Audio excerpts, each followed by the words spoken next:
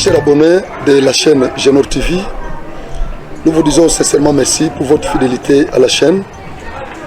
C'est toujours votre humble serviteur Bishop Frank Osvaldo devant vos écrans.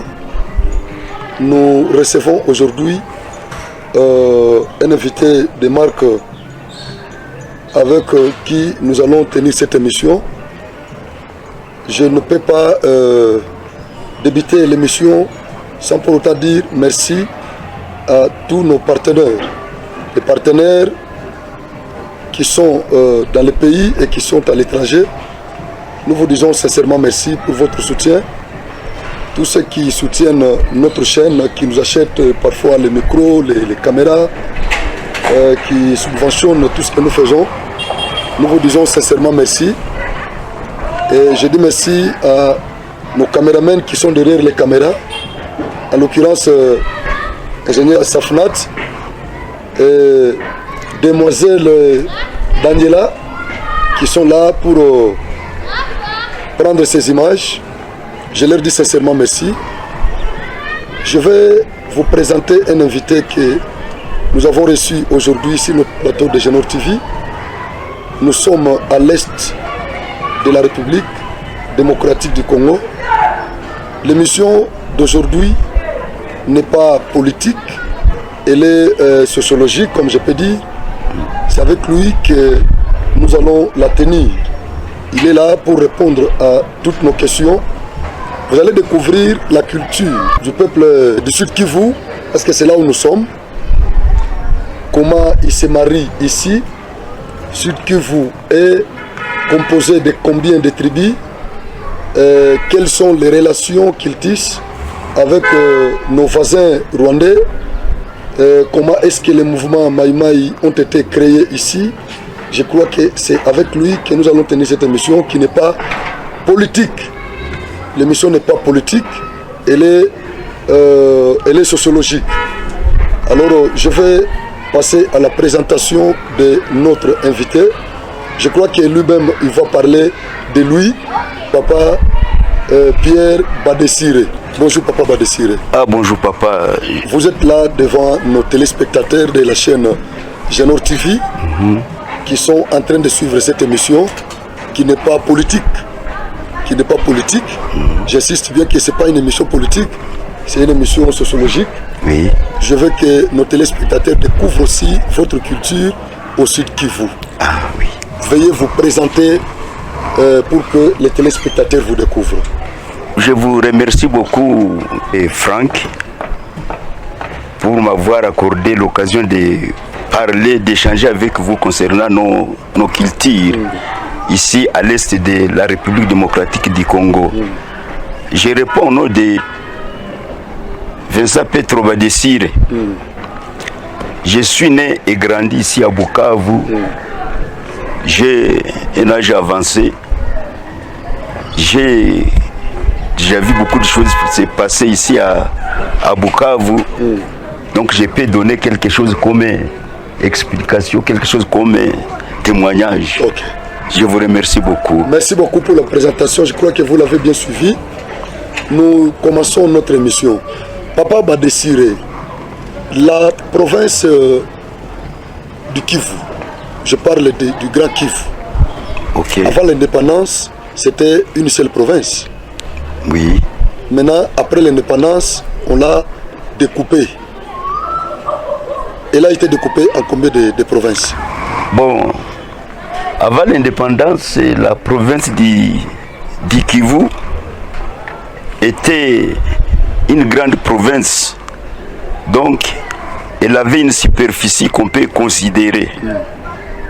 Elle avait une superficie considérée, mais c'est en 1963 qu'on l'avait découpée en 3 grandes provinces. Donc, celle de Nord Kivu, Maniema et Sud Kivu. Ok. Nord Kivu, Maniema et Sud Kivu. Maintenant, entre ces 3 ici, quelle est la plus grande province? La plus grande. Nord Kivu, c'est Goma. Nord Kivu c'est Goma. Sud Kivu c'est Bukavu. C'est Bukavu. Et Maniema c'est Kindu. C'est Kindu. Voilà. Maintenant, je pense que c'est Maniema qui est la plus grande. C'est Maniema qui est la plus grande. La plus grande. Par rapport, mais vous avez toujours la même culture. Non, les cultures c'est différent. Les cultures c'est différent. Les cultures c'est différent. Oui, les cultures c'est différent. Et c'est du Nord Kivu. Et c'est de Maniema, donc les cultures c'est différent. Vous n'avez pas la même culture. Non, les cultures c'est différent. Vous avez la même langue. Vous parlez le Swahili. On peut parler Swahili partout, mais les Swahili c'est différent aussi. Les Swahili aussi c'est différent. Oui. Donc les Swahili. Qu'on parle à Bukavu, ce n'est pas. C'est différent de celui qu'on parle à Kindu. À Kindu. Oui. Mais quand vous discutez comme ça, quand même, nous nous entendons très bien. Nous nous entendons très bien. Mais maintenant, Goma. Goma. Goma et Bukavu, on parle presque la même langue. Goma et Bukavu. On parle presque la même langue. Presque le même Swahili. Ce sont les tribus qui diffèrent. Et si les tribus se diffèrent, les langues aussi se diffèrent. Maintenant, parlons du Sud Kivu, parce que c'est là où nous sommes. Aujourd'hui, vous allez nous parler de Sud Kivu. Sud Kivu. Après le découpage de 1963, le Sud Kivu est composé de combien de territoires? Des territoires. On compte 8 territoires. On compte 8 territoires. 8 territoires. Je ne sais pas si je peux les énumérer. Les 8. Nous avons les territoires de Kabare. De Kabare. Territoire de Walungu. De Walungu. Territoire de Duvira. Kalehe. Mwenga. Shabunda. Uvira et Fizi. Combien de tribus? Tribus. On peut compter presque 14. 14 tribus. 14 tribus. 14 tribus ou ethnies. 14 tribus ou 13 ou 14-13 ethnies ou tribus. Quelle est la tribu la plus populaire? La tribu la plus populaire, c'est la tribu des Baches. Les Baches. Les Baches. Les Baches de Walungu. Les Baches sont nombreux. Parce que les Baches se trouvent presque partout dans tous les territoires. Nous, ailleurs, quand on parle de Bachi, nous voyons qu'il y a Walungu. Non. Les Baches se trouvent presque partout. Ok. Même presque partout au monde, on trouve des Baches. Maintenant, on trouve des Baches. Vous partagez les frontières avec combien de pays? Avec combien de pays? Avec deux. Vous partagez les frontières avec combien de pays? Des pays. Lesquels et lesquels? Donc nous avons la frontière avec les Rwanda et les Burundi. Le Rwanda, c'est quelle frontière? Ruzizi 1er, Ruzizi 2. Donc vous partagez deux frontières avec le Rwanda. Donc nous avons la rivière Ruzizi et le lac Kivu. La Kivu. Oui. Mais les frontières avec le Rwanda, il y a des frontières. Donc Ruzizi 1er et Ruzizi 2. Maintenant avec Burundi. Burundi, nous avons donc la frontière avec Uvira. Avec Uvira. Avec Uvira. Quelles sont les relations que vous, du Sud Kivu, vous tissez avec vos voisins, en l'occurrence du Rwanda et du Burundi? Les relations que nous avons. Les relations que vous avez. Pourquoi j'ai posé cette question? Parce que on vous taxe de collaborer plus avec nos voisins qui nous menacent. Est-ce qu'il y a des tribus qui sont ici et qui sont au même moment dans ces pays voisins? Bon, concernant les relations, je peux vous dire que donc à l'époque coloniale, ces trois États avaient les mêmes métropoles. Donc la République du Congo, le Rwanda et le Burundi étaient colonisés par les métropoles de la Belgique. Donc normalement, ils devaient être en relation ces trois pays. Mais c'est après les indépendances de ces pays qu'il y a eu des conflits, des séparations, parce que auparavant ces pays vivaient ou bien avaient des relations interdépendantes. Donc les gens quittaient Rwanda, les gens quittaient Burundi, et les gens quittaient Rwanda, les gens quittaient Burundi, les gens quittaient Congo pour aller dans un de ces trois pays. dans un de ces trois États. Donc, ils vivaient quand même en collaboration. En collaboration, en économiquement. Famille, sur le plan économique, sur tous les plans. Ils étaient les mêmes. Ils étaient les mêmes. Maintenant, qu'est-ce qui avait fait qu'il y ait les bras de fer que nous constatons aujourd'hui entre les familles qui sont au Kivu et nos voisins de ce pays? Bon. Normalement, quand il y a eu des indépendances, il y a un pays qui a voulu vivre de ses propres intérêts. Et à ce moment-là, il y a eu des conflits, il y a des choses qui n'ont plus marché. Donc chaque pays voulait vivre en vase clos. En vase clos, sans dépendre de l'autre pays. Sans dépendre de l'autre pays. C'est ce qui était à la base. Et surtout quand on a amené les choses des élections. C'est là où il y a eu des problèmes. C'est là où il y a beaucoup de problèmes. Y a-t-il des tribus qui sont ici au Congo et en même temps elles se retrouvent au Rwanda ou au Burundi? Bon, je ne sais pas si je peux citer quelques tribus. Quelques tribus comme ça, nous allons voir les tribus qui se trouvent ici et qui se trouvent ailleurs. Voilà. Bon, si je peux vous donner quelques tribus. Il n'y a pas de problème. Nous commençons par les Bashi. Les Barega qui sont à Walungu, qui sont plus nombreux. Donc les Bashi se trouvent à Walungu, se trouvent à Kalbari, se trouvent à Kalehe, se trouvent à Mwenga même, les Bashi. Nous avons les Barega. Les Barega se trouvent à Mwenga, Shabunda et Fizi. Nous avons les Bahavu qui se trouvent à Kalehe et à Idjui. Nous avons les Bavira qui se trouvent à Uvira. Nous avons les Bafulero à Uvira. Nous avons les Barundi. Les Bahavu là. Les Bahavu. Ce sont eux qui sont les autochtones de la ville de Bukavu. Non.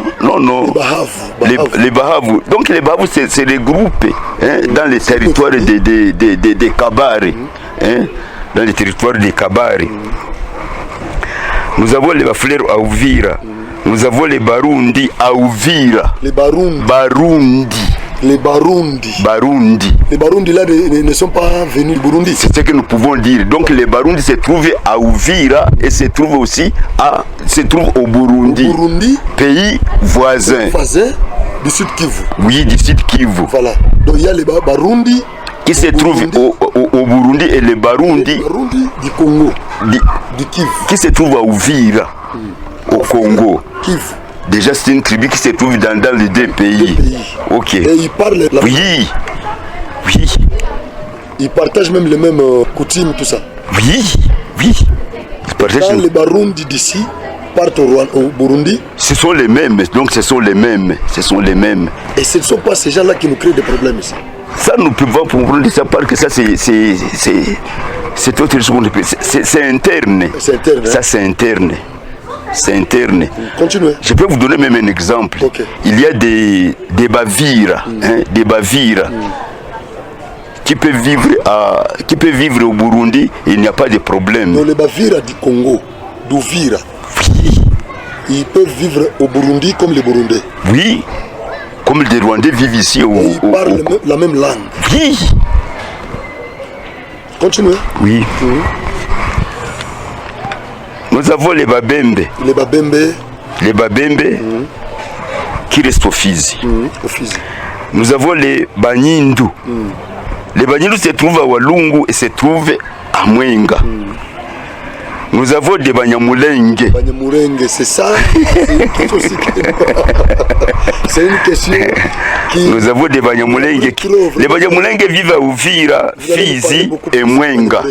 Ok. Donc les Banyamulenge vivent à Uvira, Fizi et Mwenga. Les Banyamulenge ne sont pas au Nord Kivu. Oui, il y a des Banyamulenge. Il y a aussi des Banyamulenge. D'ailleurs, c'est par là qu'ils ont commencé. Ils ont commencé au Nord Kivu. Oui, avant même. C'est au 19e siècle. Avant l'indépendance. Au 19e siècle. Voilà. Et il y a très très longtemps. Ce sont des Congolais. Si nous y entrons profondément, on peut dire que ce sont des Congolais parce qu'ils ont déjà dépassé. Oui. Et ils ont déjà dépassé. L'indépendance les a trouvés ici. Oui. Voilà. Nous avons des Babouari. Les Babouari. Babouari. Ouais, ouais. Les Babouari sont aussi à Fizi. Nous avons les Babouyou. Les Babouyou. Nous avons les Batembo à Kalehe. Nous avons des Bazobo. Les Bazobo aussi se trouvent à Ouvira. Donc vous entendez qu'il y a des... Les mêmes tribus là. Les mêmes tribus. Au sud que vous. Et Undi. Nous avons des Batois. Les Batois, ce sont les autochtones maintenant. Ce sont eux qui sont les autochtones. Autochtones. Du sud Kivu. Les Batois. Kivu en général. Les Batois. À Kivu en général. Ce sont ces gens-là qui sont les autochtones, les Batois. Les Batois, on peut les retrouver à Ijui et au Rwanda. Okay. Les Batois se trouvent aussi à Mwenga. Okay. Les Batois se trouvent aussi à Calais. Okay. Hein? Les autochtones. Ils ne sont pas vraiment nombreux. Non, ils ne sont pas nombreux comme d'autres tribus. Maintenant, concernant les Banyamulenge. Les Banyamulenge là. Les Banyamulenge. Les Banyamulenge. Les Banyamulenge. Est-ce que vous les reconnaissez aussi comme des Congolais? Parce que c'est une question qui taraude les esprits de beaucoup de Congolais. Les Banyamulenge. Cette émission à Bukavu précisément. Je crois que la personne qui est en face de nous, elle est mieux placée pour nous donner d'abord l'historique. Je dis bien que nous ne sommes pas trop politiques ici, nous sommes sociologiques. Il va nous parler d'abord des Banyamulenge. Ce sont des Banyamulenge ou Banyamulenge? Banyamulenge, c'est qu'on a déjà. Donc Mulenge, c'est une colline qui se trouve vers Fizi, vers Minembwe. Voilà, une colline au Congo. Oui. Donc les Banyamulenge sont venus du Rwanda. D'autres sont venus de la Tanzanie. Oh, donc en Tanzanie, il y a aussi les Banyamulenge. Oui, donc ce sont des Tutsis. Ah, les Tutsis. Les Tutsis. Banyamulenge là, ils ont pris ça ici. Donc ce sont des Rwandais. Ah, hein, oui, ce sont des Rwandais. Hein, ce sont des Rwandais, comme parmi les Rwandais, il y a des Hutus et il y a des Tutsis. Ouais. Donc ces gens sont des pasteurs éleveurs qui sont venus avec le bœuf. Du Burundi, du Rwanda et de la Tanzanie pour venir chercher les bons pâturages ici au Congo. Avant l'indépendance. Au 19e siècle. Au 19e siècle. Maintenant, quand ils se sont installés là à Mulenge, sur la colline Mulenge, ils ont évolué, et ils se sont multipliés. Comme ils se sont multipliés maintenant, il y a eu des séparations, parce qu'ils ont payé des collines, ils ont payé des parcelles chez les chefs coutumiers. Maintenant, quand ils se sont intégrés avec les autres, mais ils n'étaient pas considérés comme des Congolais. Ils n'étaient pas considérés comme des Congolais. Mais juste après l'indépendance, quand on leur avait donné une nationalité, raison pour laquelle ils sont devenus des Congolais. Ils ont occupé les territoires. Ils ont occupé des territoires. C'est cette colline-là. Oui. Mais ce que nous pouvons dire, ils se sont multipliés à cause des immigrations. Oui. Ils se sont multipliés à cause des immigrations. Même après la guerre de 1996, quand ils sont venus avec l'ancien président Laurent Désiré Kabila. Ils étaient nombreux. Alors, il n'y avait plus moyen de les distinguer avec les anciens et les nouveaux. Et parce qu'ils se sont mélangés, ils se sont multipliés. Et si on peut avoir maintenant des problèmes avec eux, ils ont le droit d'être appelés Congolais. Alors, likambo ya mibale ezali oyo eza na sud Kivu na oyo babengi ba haut plateau Minembwe, Uvira, Fizi nde esika makambo misusu ya mabe mazali kolekana me miso na biso pe ekangami te kuna ezali bandeko na biso ba communauté nde bazalaki nano na matata ya kovanda kati na bango. D'un côté tozalaki na Banyamulenge, de l'autre bandeko na biso misusu babembe bafilero barega et tout ça. Alors sikoyo na kovanda na bango boyebi na mboka bato mosusu bapreferaka kozala na bibwele na bango banyama na bango bamisusu baprefere kozala na bilanga. Cohabitation wana nde ebota ba problème na ba problème wana eye kobota koyinana bandeko misusu baza koboya bandeko na biso Banyamulenge babi bozonga epa na bino na Rwanda. Menga na lingi na loba boye Banyamulenge bazali ba Congolais. Totika koyinana kati na biso. Boyoka ngai. Boyoka. Bato wana bavanda des générations et des générations. Ezali lokola bino awa. Bovandi na mboka bapaya oyo. Bozui nationalité, bakomi koboye la bino parce que bouta Afrique. Non. Eloko wana toboya yango. Ils sont arrivés avant l'indépendance au 19e siècle. Ils sont des Congolais. Donc ils ont droit. Ils sont venus après. Pendant ce qu'ils sont venus. Ils ont droit de réclamer leur nationalité. Ils ont droit de réclamer un territoire comme tout autre Congolais.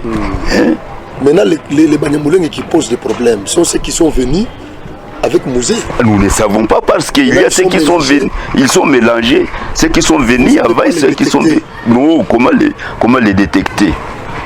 Il n'y a pas moyen de les détecter parce qu'ils sont nombreux, Mais quand même, vous vivez bien avec eux ici. On vivait bien avant, il n'y avait pas de problème. Vous vivez très bien. Il n'y avait pas de problème.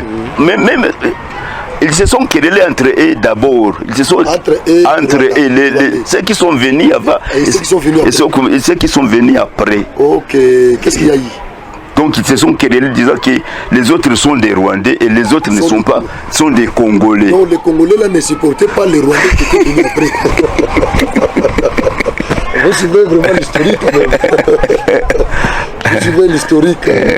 Vous qui êtes très loin, vous qui êtes en Europe, vous êtes à Kinshasa, vous êtes dans notre province. Donc celui qui a déjà fait longtemps, celui qui vient d'arriver, il ne peut pas se comprendre parce qu'il y a des intérêts, peut-être des intérêts visés. Donc, ceux qui sont venus après n'étaient pas supportés par ceux qui étaient déjà ici, au Congo. Okay. D'ailleurs, même aujourd'hui, ils ne se comprennent pas. Ok, mais ils vivent toujours ensemble. Maintenant, il n'y a-t-il pas moyen de détecter les nouveaux là? Parce que les anciens, il y a la facilité. Les anciens parlent déjà nos langues. Les anciens parlent les Swahili d'ici, ils parlent les Lingala, les Français et les autres langues quand même. Normalement, avant d'entrer dans un nouveau pays, il faut connaître la langue. Il faut se forcer à connaître la langue. Donc, raison pour laquelle on ne peut pas connaître les anciens et les nouveaux. Okay. Parce que ceux qui peuvent parler Lingala, ceux qui peuvent parler français, il n'y a pas moyen de les détecter. Maintenant, vous vivez toujours avec eux. Historiquement, vous verrez que ce n'est pas facile de détecter la différence entre les nouveaux et les anciens. Maintenant, ceux qui peuvent vous aider, ce sont les anciens là, pour dire non, nous sommes anciens, mais les autres là sont de nouveaux. Alors, vous pouvez les faire retourner dans leur pays. Si c'est possible. Ça ne relève pas de nous, ça relève c'est pouvoir. Ça c'est autre chose. C'est l'État qui peut. C'est l'État qui peut. Ce rôle-là. Ça c'est diplomatique. Merci beaucoup. Est-ce que vous contractez les mariages avec eux? Vos fils contractent les mariages avec les Banyamulenge? Normalement, il y a des. Où il y a la discrimination? Non.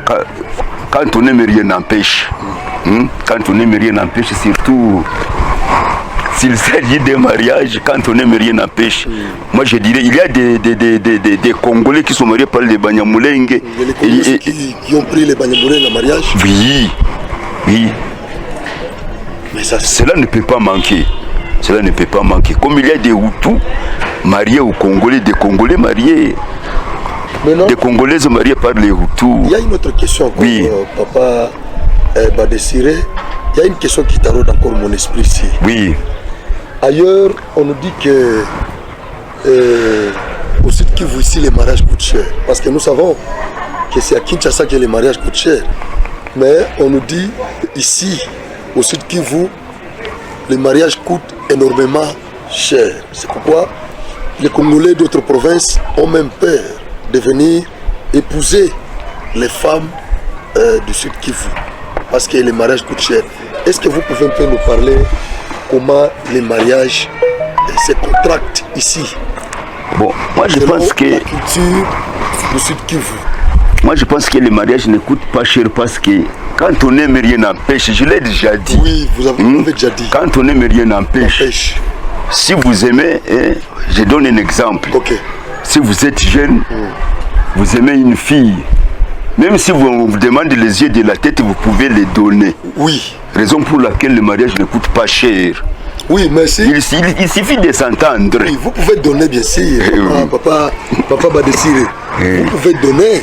Quand vous aimez, vous pouvez donner, bien sûr. Vous pouvez donner. Maintenant, si vous n'en avez pas, mais vous avez peu, mais vous aimez déjà la fille. Oui. Parce qu'à Kinshasa, nous avons ce problème-là.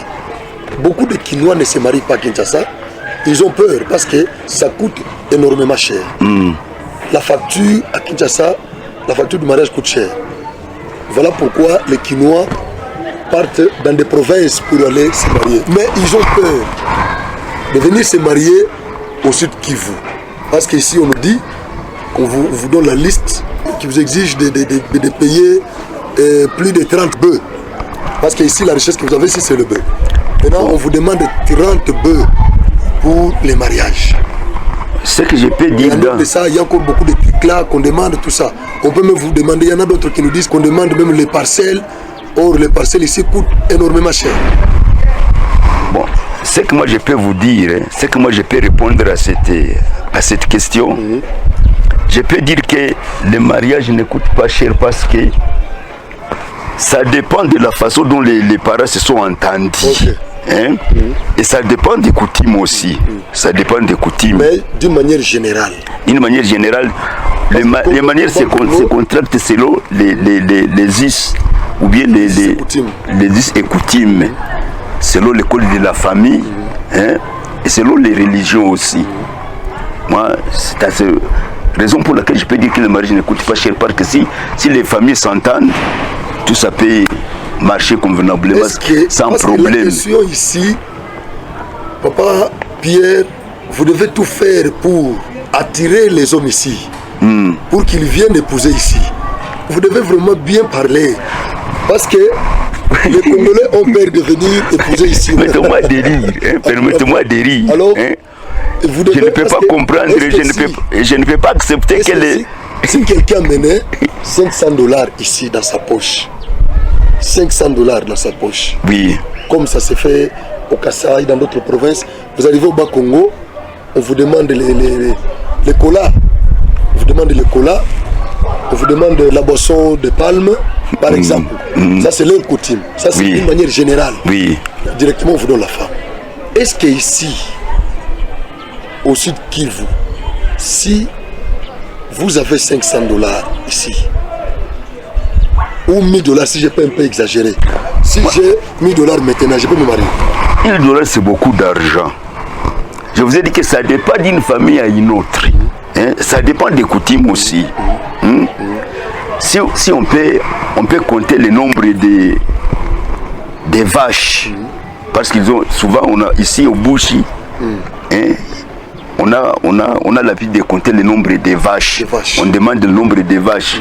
On peut demander 10 et on accepte 2. On peut demander 10. Ah, donc c'est discutable. Oui, je vous ai dit que ça dépend de la façon dont les familles se sont entendues. Oui. Si vous avez, si je peux le dire, vous avez $1000, directement vous avez des vaches. Ici, la vache coûte combien? $500. Donc les prix se diffèrent. Les prix se diffèrent. Maintenant, à part les vaches que vous allez donner, on vous demande 10 vaches. À part les vaches, est-ce que vous aurez encore quelque chose dans l'enveloppe comme dot? Comme dot. En termes de dot dans l'enveloppe. Non. Moi, je pense on demande les vaches, c'est-à-dire c'est fini. Donc on considère les vaches comme la dot. On considère les vaches comme la dot. Mais il y a des effets qui vont suivre après qu'on ne peut pas compter comme dot. Comme la bière, comme vous l'avez dit, donc les costumes pour les pères, le panier pour la maman, les chaussures, mais l'argent dépend de ce que vous avez entendu. Parce qu'il y a quelqu'un qui peut dire qu'au lieu de m'amener les vaches, donnez-moi mon argent, moi-même je vais voir comment est-ce que je vais voir ce que je vais faire avec mon argent. Ok. Je peux en profiter pour lancer un message à tous les Congolais qui ont peur de venir épouser à Bukavu. Bukavu, c'est une belle ville. Moi, je pense qu'il n'y a pas quelqu'un qui peut dire qu'il ne peut pas faire marier sa fille à quelqu'un qui n'est pas de Bukavu. Non, je ne parle pas en termes de tribalisme. Non, c'est avoir peur de la dot. De la dot. Avoir peur de la dot. Non. Non. Il y a ceux qui vivent sans doter. Hein? Il peut payer la dot progressivement. Progressivement. Ça dépend de la façon dont ils sont entendus. Ils se sont entendus pour avoir finalisé la dot. Bino bato bozo banga ono Bukavu ba les achers au bassin na Bangombe bassin na 30 vaches pour ce mois-ci je crois monter toza na ya notable il y a ville il y a Bukavu où j'ai expliqué makambo ya notable la ville à Bukavu donc bobanga te oza kinwa babanga nini soki olingi mwana mwasi kende pa ya mobali kende pa ya baboti na ye boloba na bango yebisa bango benga bango baya yebisa bango baya boya baporte eza ouverte boya mingi boluka bamwasi awa boya kobala bamwasi o bayekola baza mingi Merci beaucoup. Mais qu'est-ce qui fait que les parcelles coûtent cher à Bukavu? C'est comme tout près d'ici, on m'a montré une parcelle de, je peux dire, de 10 sur 8 ou 9 comme ça, qui coûte 555 000 $. Ce que moi j'ai déjà remarqué concernant 5 000 $. Mais ça c'est une véranda, c'est un espace de véranda. Ce que moi j'ai déjà constaté, c'est à cause de l'exode rural. C'est à cause de l'exode rural. Parce que tout le monde devait rester dans la ville, tout le monde devait rester dans la ville. Il y a des... Là, c'est pas seulement ici à Bukavu. Vous dites? À Lubumbashi, il y en a aussi, il y en a qui quittent les milieux ruraux pour venir rester dans les milieux urbains. Bon, parce que... Même Kinshasa, il y a une inondation. Si vous avez une parcelle, il y a 2 ou 3 personnes qui rôdent autour de cette parcelle pour l'acheter. C'est celui qui a beaucoup d'argent qui va l'acheter. Et ici à Bukavu, il y a des gens qui quittent le village avec beaucoup d'argent. Des minéraux. Quand il arrive à Bukavu, vous lui demandez beaucoup d'argent, il va dire mieux vaut donner cet argent qui restait au village. Directement, il donne l'argent. Et comme ils sont nombreux, les parcelles aussi deviennent très rares. Et comme les parcelles sont devenues très rares, les parcelles sont devenues très chères. Ça, il faut comprendre. L'exode rural. Vous avez suivi notre invité. Je crois nous avons posé beaucoup de questions. Il a répondu. Vous qui êtes loin, vous qui ne connaissez pas les Sud Kivu, à partir de son intervention, je crois que vous avez compris. Vous pouvez connaître la ville de Bukavu, sa culture, son mode de vie, à partir de son intervention. Je crois que Genor TV est toujours près de vous pour vous permettre de connaître le Congo. C'est comme ça que je vous avais dit, vous qui n'êtes pas encore abonné de notre chaîne, veuillez vous abonner. Abonnez-vous massivement sur Genor TV. Aujourd'hui nous sommes à Bukavu. Demain nous serons à Kalemi. Vous allez encore suivre une émission pareille à Kalemi. Et après, nous serons à Lubumbashi. Goma aussi est sur la liste. Je crois que vous allez connaître l'Est. Nous avons beaucoup de choses à vous donner. Tout ce que moi je peux vous demander, c'est juste de vous abonner sur Genor TV. Papa Pierre, nous sommes arrivés presque à la fin de notre émission. Je vous remercie beaucoup. Si vous avez un mot à dire à nos téléspectateurs, les Congolais qui sont éparpillés, nous avons les Congolais du Sud Kivu qui sont en Europe, qui sont aux États-Unis, qui sont au Congo éparpillés dans d'autres provinces.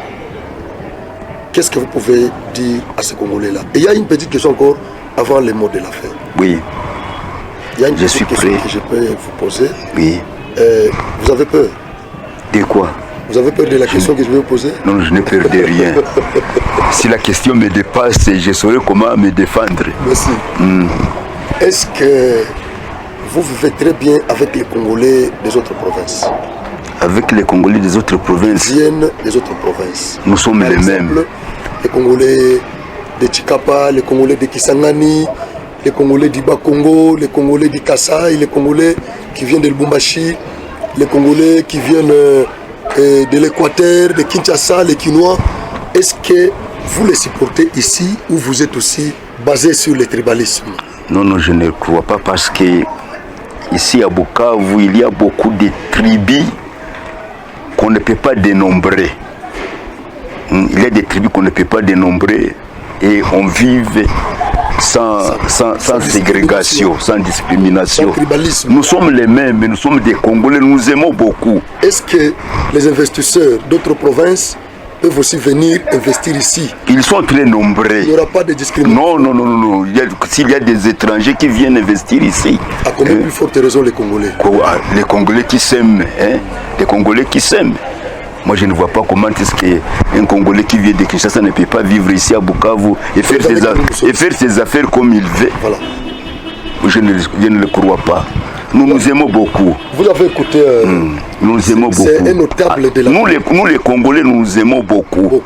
Nous nous aimons beaucoup. Nous nous aimons beaucoup. C'est un notable de la ville de Bukavu qui parle. Vous, les Congolais des autres provinces, vous pouvez venir à Bukavu. Il n'y a pas de problème. Il n'y a pas de problème. C'est toujours le Congo. Que personne ne vous trompe. Comme on vous dit ailleurs. Moi aussi, je viens d'ailleurs. Non, non. On nous dit souvent ailleurs qu'à l'Est, nos frères de l'Est sont trop tribaux. Mais ce n'est pas ce que j'ai trouvé ici. Non, non, non, non. Nous vivons très bien. Il n'y a pas la discrimination raciale ici à Bukavu, précisément, là où je suis. Il n'y a pas cette discrimination-là. Donc, vous tous qui êtes dans d'autres provinces, si vous voulez venir investir à Bukavu ou soit se marier à Bukavu, il n'y a pas de problème. À Bukavu, venez, il y a des jolies filles, il y a de l'argent, les activités vraiment marchent très très bien. Venez à Bukavu. Vous pouvez donner votre mot de la fin à nos téléspectateurs, aux Congolais qui sont ailleurs, aux Congolais qui ont peur de venir ici, à vos frères du Sud Kivu qui sont ailleurs, qui sont dans notre province, qui sont en Europe, qui sont aux États-Unis, en Asie, partout. Si vous avez les conseils à donner aux Congolais. Bon, ce que moi je peux donner comme conseil, que ceux qui sont ailleurs, n'ayez pas peur. Non. Que ceux qui sont ailleurs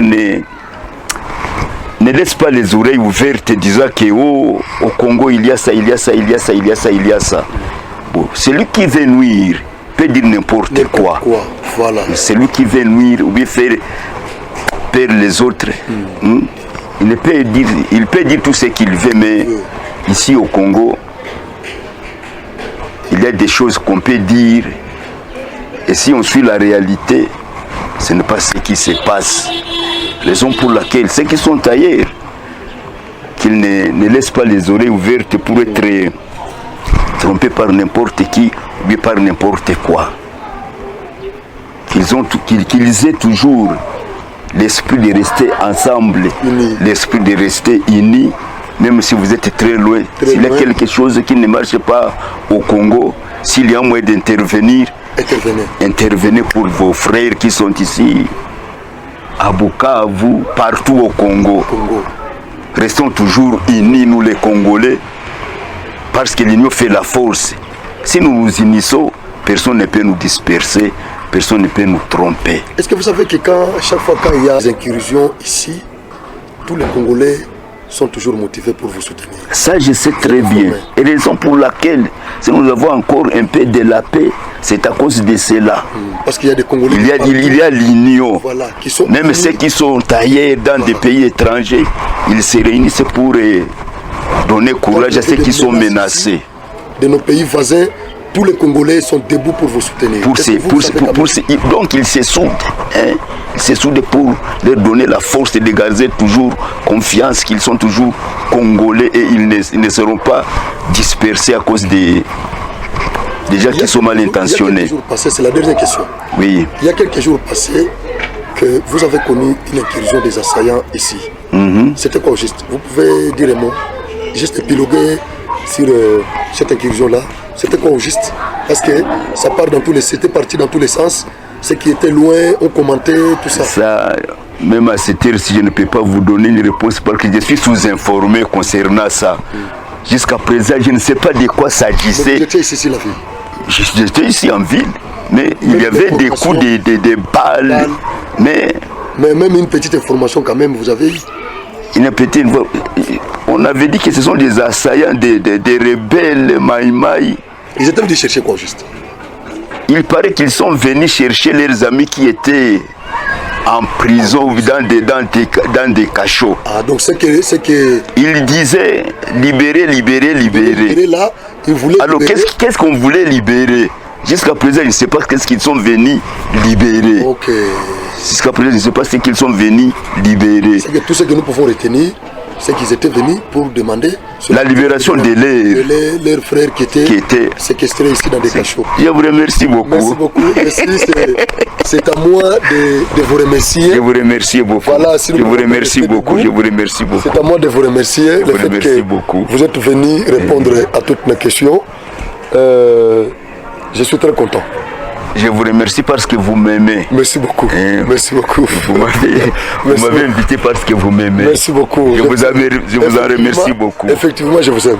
Merci beaucoup. Merci beaucoup. Nous sommes arrivés à la fin de notre émission qui est intitulée Bukavu, parlons-en. Nous étions là pour parler du Sud Kivu. Vous avez écouté. Je tiens à remercier tous nos téléspectateurs, les fidèles de notre chaîne Genor TV. Je tiens à vous remercier. Je vous demande de partager les liens de cette émission massivement. Partagez avec nos Congolais qui sont en Europe, tous les Congolais qui veulent apprendre du Sud Kivu. Partagez vraiment ces liens. Abonnez-vous massivement sur notre chaîne. Je dis merci à notre réalisateur, en l'occurrence Safnat, qui est derrière nos caméras, et notre sœur Daniela, qui sont là derrière les caméras, qui nous ont facilité la tâche pour que nous soyons vus par vous. Nous leur disons sincèrement merci. Soyez toujours branchés à votre chaîne. Vous allez voir la vie de Kalemi, vous allez voir Goma, vous allez voir toutes les villes de l'Est, même Lubumbashi.